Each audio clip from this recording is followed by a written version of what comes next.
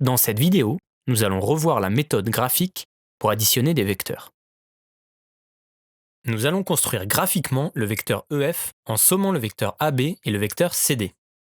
Pour ce faire, on utilise la méthode du triangle.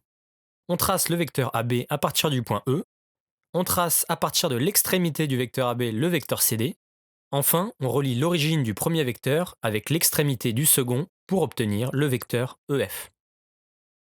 Dans un exercice de physique, on peut vous demander de tracer le vecteur somme des forces extérieures en un point M, par exemple. Pour tracer ce vecteur, on va procéder comme précédemment. On place les vecteurs l'un à la suite de l'autre, ainsi l'extrémité du premier vecteur devient l'origine du second vecteur.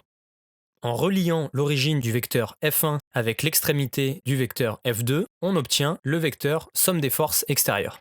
Dans le cas où deux vecteurs ont la même origine, on peut utiliser la méthode du parallélogramme. Le vecteur somme des forces extérieures est le vecteur qui part de l'origine et qui se rend jusqu'au sommet opposé du parallélogramme ainsi formé. Dans la prochaine vidéo, nous verrons comment sommer des vecteurs forces ayant la même direction pour tracer le vecteur somme des forces et déterminer sa norme. À bientôt!